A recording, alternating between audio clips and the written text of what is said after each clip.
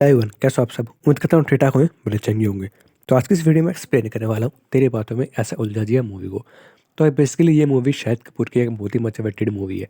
अब ऐसा क्यों? ऐसा इसलिए क्योंकि इसमें जो फीमेल लीड है वह कीर्ति सानोर, जो कि एक रोबोटिक्स का कैरेक्टर प्ले कर रही है। और इसमें हम ये जानेंगे कि एक ह्यूमन और एक मशीन के बीच में कोई भी रिश्ता डेवलप होता है तो वो किस स्टेज तक जाता है। तो ये फिर शुरू करते हैं बिना देरी के। मेरा मोटिव ये रहेगा कि कम से कम आपका समय लूँ और ज़्यादा से ज़्यादा कंटेंट आपके साथ शेयर करूँ। तो कहानी की स्टार्टिंग में हमें दिखाया जाता है आर्यन अग्निहोत्री को, जो कि पेशे से एक प्रोग्रामर होते हैं, एक रोबोटिक्स इंजीनियर होते हैं। बंदा सो रहा होता है, उसके सपने में एक और सपना आता है जहाँ पे वो देखता है कि उसके घर वालों ने सोते सोते का उसके अंगूठे लगवा लिए कागज़ पे। वो कागज़ है मैरिज सर्टिफिकेट का और उसकी शादी करा दी गई है। फिर उसकी आँख खुलती है तो वो बैचलर होता है, कोई शादी नहीं होती है।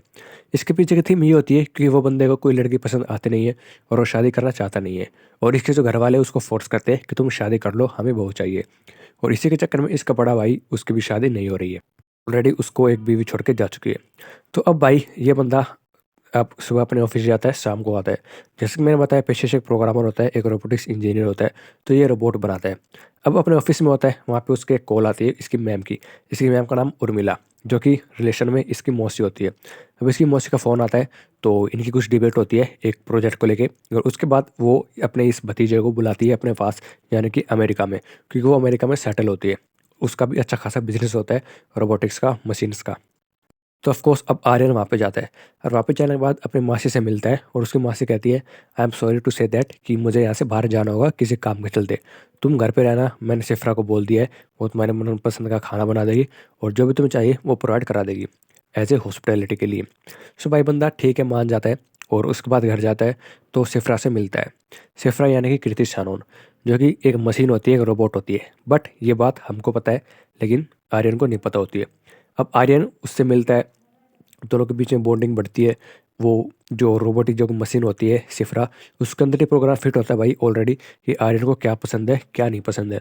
तो वो ऑफकोर्स उसके जैसे सारे बिहेव करती है, उसकी मनपसंद का खाना बनाती है, उसके मनपसंद की जगह पे उसको लेके जाती है और अपना जो फेवरेट कलर चॉइस सारी चीज़ें उससे मेल जोल खा के ऐसे बताती है ताकि उसको वो इम्प्रेस कर सके। तो हाँ भाई ठीक ऐसा ही होता है। अब जैसे बॉलीवुड मूवी है तो एक गाना आता है अखियाँ गुलाब, एंड दोनों के बीच की बॉन्डिंग बढ़ती है, काफ़ी क्लोज आते हैं और दोनों के बीच में रिलेशनशिप और डेवलप होता है और दोनों काफ़ी क्लोज भी आ जाते हैं, सो भी जाते हैं एक साथ।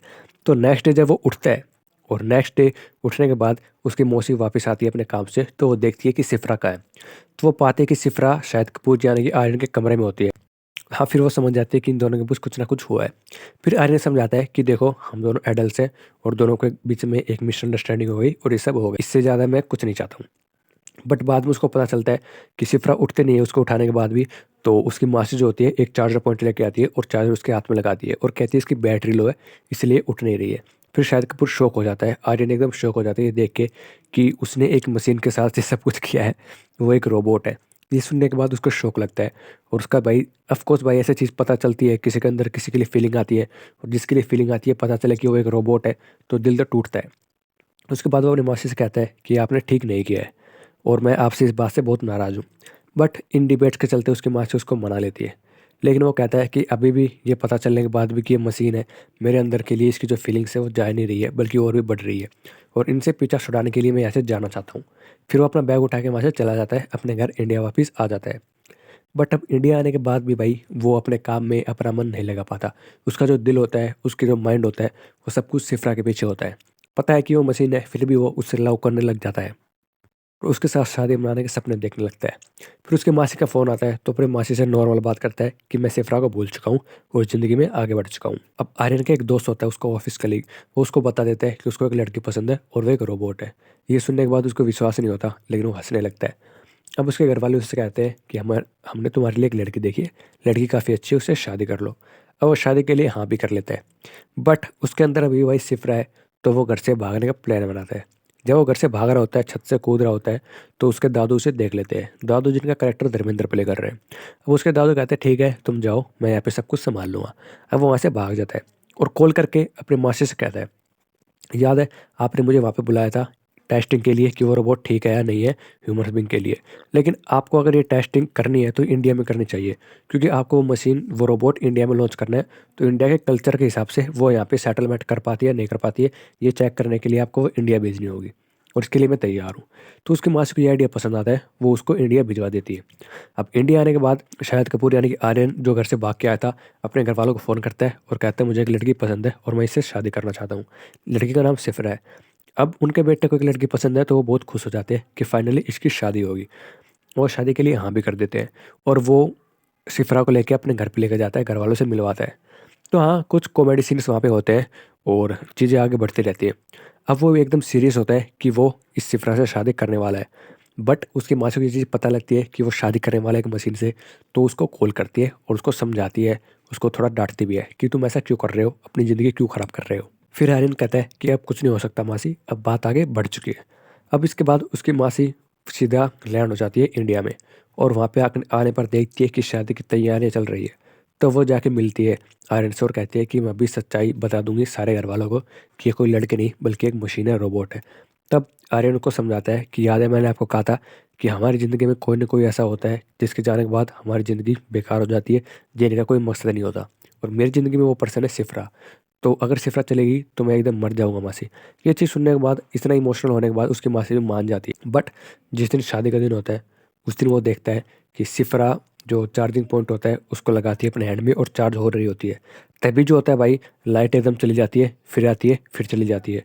तो ऐसे एकदम आने जाने से उसको शॉक लगता है और जैसे कि वो एक मशीन है तो इलेक्ट्रिक शॉक लगता है भाई उसको भी, और उसकी जो फंक्शनैलिटी है उसमें कुछ डिफेक्ट आ जाता है। अब ऐसा होने के बाद उसको अपने जो भी डिलीटेड प्रोग्राम थे, जैसा कि जो भी आर्यन ने उसको बोला था नहीं करना है, डिलीटेड हो चुके हैं, वो उन सबको उठा के एग्जीक्यूट करने लग जाती है। मतलब जो उसको नहीं करने के लिए बोला था वो सब कुछ करने लग जाती है। जैसा कि एक कंप्लेंट लिखाने पहुंच जाती है पुलिस स्टेशन। कंप्लेंट किसकी? कि आर्यन ने उसका टमाटर खा लिया। इतनी बेसिक चीज़ें। और ये चीज़ें होने के बाद वो देखता है कि वो कितनी डेंजरस हो जाती है, क्योंकि अब जैसे कि एक कॉमेडी सीन में हमें दिखाया था कि उसकी मासी कहती है उससे कि तुम पूरी दिल्ली में आग लगा दो, जो कि एक जोक था। लेकिन अब वो डिलीटेड प्रोग्राम था, अब वो उसको एग्जीक्यूट करती है। वो आग लेके हर जगह आग फैलाने लग जाती है और एक बंदे को लेके जाती है, ऊपर से छत से फेंक देती है। ये चीज़ देखने के बाद आर्यन एकदम शॉक हो जाता है, सोचता है कि आखिर में क्या करने वाला था। अब वो उसको शांत करने के लिए जो भी लोग उसके पास जाते हैं वो उन्हें कोई हानि पहुंचाती है, ठेस पहुंचाती है। अब आर्यन जाता है और एक हथियार लेके जाता है, उसके सर पे मारता है, उसको बेहोश कर देता है, उसके फंक्शनैलिटी ऑफ कर देता है। और वहाँ पे ये मूवी का क्लाइमैक्स सीन होता है, वहाँ पे वो बंदी शांत हो जाती है। फिर नेक्स्ट सीन में दिखाया जाता है 6 साल बाद, जहाँ पे एक और लड़की होती है जो कि एक प्रोजेक्ट के लिए आई होती है उनकी कंपनी में, जहाँ पे आर्यन उससे मिलता है, जो कि जानवी कपूर होती है और नॉर्मल बातचीत उससे करता है। वहीं पे सिफरा खड़ी होती है जो उसको देख रही होती है और वो थोड़ा जेलिस फील करती है। लेकिन जब आर्यन के जो भी प्रोग्राम्स थे उसके अंदर से डिलीट हो चुके हैं, फिर भी वो आर्यन के प्रति जेलिस फील हो रही है, ये दिखाया जाता है। सो ये हमारे मूवी का क्लाइमैक्स सीन होता है। यहाँ पर दिखाया जाता है कि सिफरा अभी भी जिंदा है, उसको डिस्ट्रॉय नहीं किया गया है। अब हो सकता है इसका आगे कोई पार्ट आए, बेसिक चीज़ें आना तो चाहिए। और ये इंडिया की दूसरी मूवी थी जो कि रोबोटिक्स के ऊपर थी। इंडिया नहीं, सॉरी, बॉलीवुड की। इससे पहले शाहरुख खान स्टारर रावण थी। अब ये है तू तेरी बातों में ऐसे उलझा दिया। तो ये क्लाइमैक्स सीन था। इतनी कुछ, हाँ, यही बेसिक स्टोरी थी, इतना कुछ खास नहीं था मूवी में। अगर आपको एक्सप्लेनेशन अच्छी लगी तो चैनल को सब्सक्राइब कर देना। मैं मिलता हूँ अगली वीडियो में, तब तक के लिए जय Shri Ram. Like, comment, share, subscribe.